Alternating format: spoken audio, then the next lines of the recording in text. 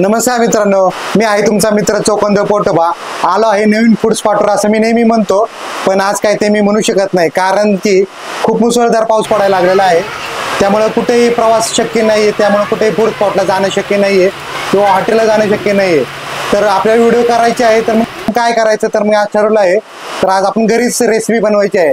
तर कोणती रेसिपी बनवायची हे ठरवायचं खूप विचार केला मी, 2 दिवस विचार केला. तर मी ठरवलं आहे माझी फेवरेट जी भाजी आहे ती भाजी आहे गवारीची भाजी. तर आज मी गवारीची भाजी कशी बनवायची, अतिशय गावरान पद्धतीची झणझणीत अशी गावरान भाजी बनवणार आहे आपण. तर तुम्ही ती बघा. तर गवारीची भाजी बनवणार आहे, त्यासाठी आपण अर्धा किलो गवारीची तोडून आणलेली आहे शेतामधून. तर शेतामधून तोडून आणताना खूप त्रास झाला, खूप पाऊस पडल्यामुळे चिखल झालता, पण आपण आणली तरी पण प्रयत्न करून शेतामधून तोडून आणल्या. या अर्धा किलोची आपण भाजी बनवणार आहे. तर आता आपण धुवून घेऊ स्वच्छ, आणि मग पुढची रेसिपी करण्याआधी आपण हे स्वच्छ धुवून घेऊन बारीक कापून घेऊ. आपण घरगुती पद्धतीने जसं आपण सर्व कापतो त्या पद्धतीने कापून घेऊ. ही गवारी छानपैकी चिरून झालेली आहे. आता आपण हे तेल टाकून चांगली भाजून घ्यायची आहे. त्यामुळे काय होतं, मसाला याला छानपैकी चिटकून राहतो फोडणी दिल्यानंतर ना. तर आपण काय करूया, आता याच्यामध्ये थोडंसं 1 टेबलस्पूनच्या आसपास थोडंसं तेल टाकून घेऊया आधी.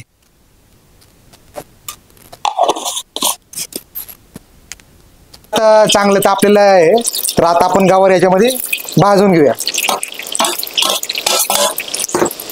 थोडंसं हलवत राहायचंय, मग सगळीकडे तेल लागणेला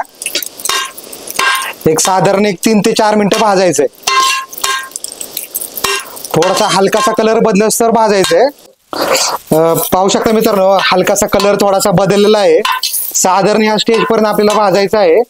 तर आता आपली गवारी चांगली भाजून झालेली आहे. आता आपण हे दुसऱ्या ताटात काढून घेऊया.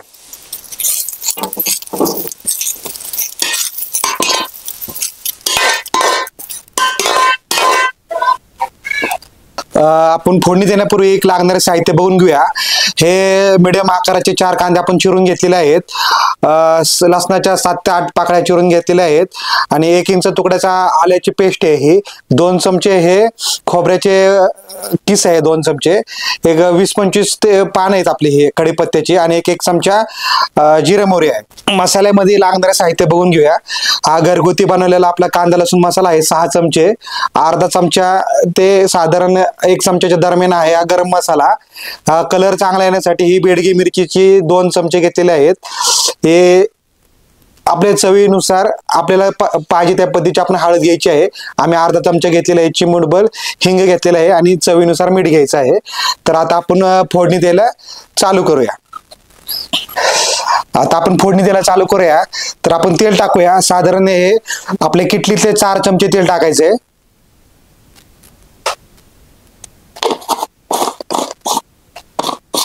पाहू शकतो मित्रांनो, आपलं तेल आपलं चांगलं तापलेलं आहे. आता सर्वप्रथम आपण याच्यामध्ये जिरे मोहरी टाकूया. जिरे मोहरी चांगली तडतडायला लागलेली आहे, पाहू शकता तुम्ही. त्याच्यानंतर आपण कढीपत्ता टाकून घेऊया. कढीपत्ता तडतडल्यानंतर आपण त्याच्यामध्ये कांदा टाकून घेऊया.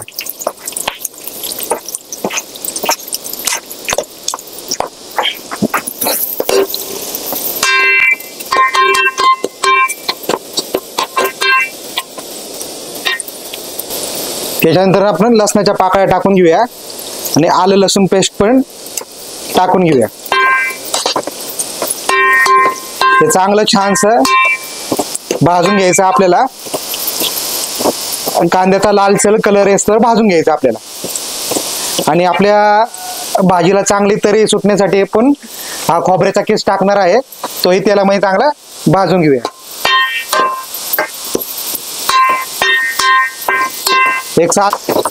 आपला कांदा तेलामध्ये ना साधारण 5 मिनिटं कलर बदलस तर आपल्याला भाजायचा आहे. हलकासा लाल कलर येतो भाजायचा. आपला कांदा छान भाजून झालेला आहे, तुम्ही कलर बघू शकता. आता आपल्याला पुढचे मसाले टाकून घ्यायचे आहेत.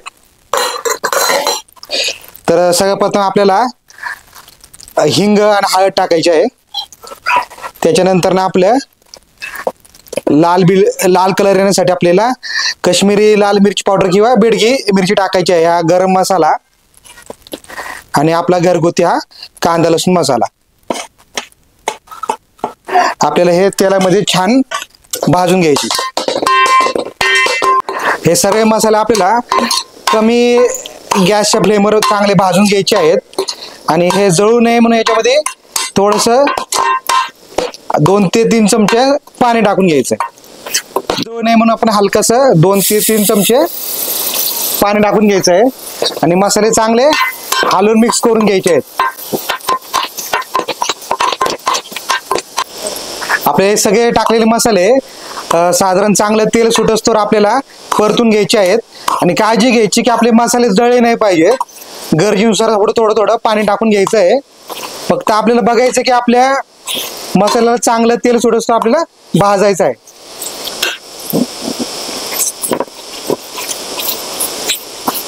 मित्रांनो, आपल्या मसाल्याला आता छान तेल सुटलेलं आहे।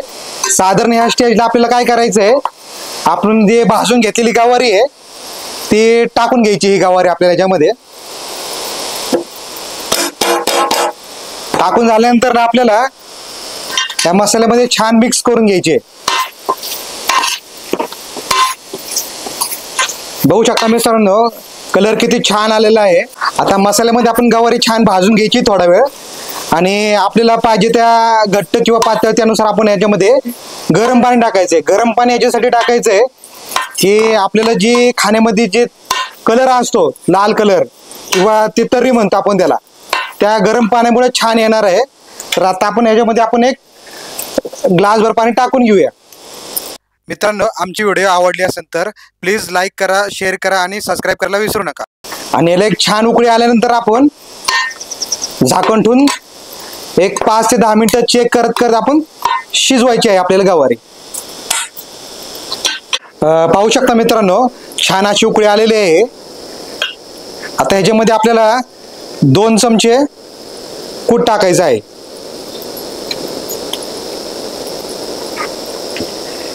हे कूट टाकून पुन्हा एकदा एक उकळी देऊ द्यायची आहे आपल्याला आणि त्याच्या आधी आपल्याला चवीनुसार मीठ टाकून घ्यायचं आहे।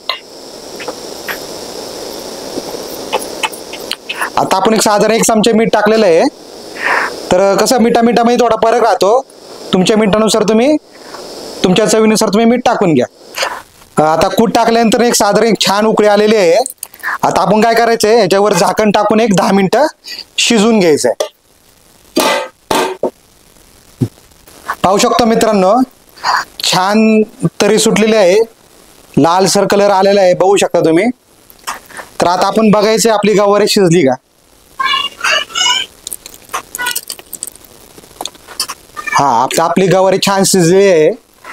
तर आपण आता ही सर्व करायला घेऊया। पाहू शकतो मित्रांनो, आपली आता गवारी छान शिजलेली आहे। तर आता आपण कांदा, भाकरी आणि भातावर सर्व करून घेऊया।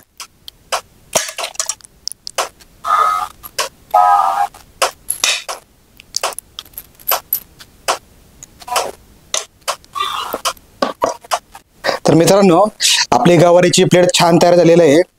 प्लेटमध्ये भाकरी, भात आणि भाजी आहे, तोंडी लावायला कांदा आहे। आता आपण भाकरीवर याचा टेस्ट घेऊया। तर छान तरी सुटलेली आहे। तर आपण पहिला घास घेऊया। अतिशय सुंदर अशी चव आलेली आहे। आता आपण थोडं भातावर पण याची चव घेऊया।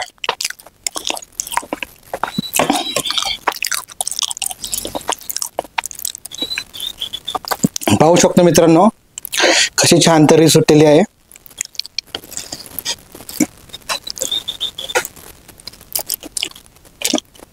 भाताबरोबर एकदम परफेक्ट चव आलेली आहे, कॉम्बिनेशन एकदम परफेक्ट झालेला आहे। थोडं आपण चवीला तोंडी लावायला कांदा खाऊया, बेस्ट एकदम।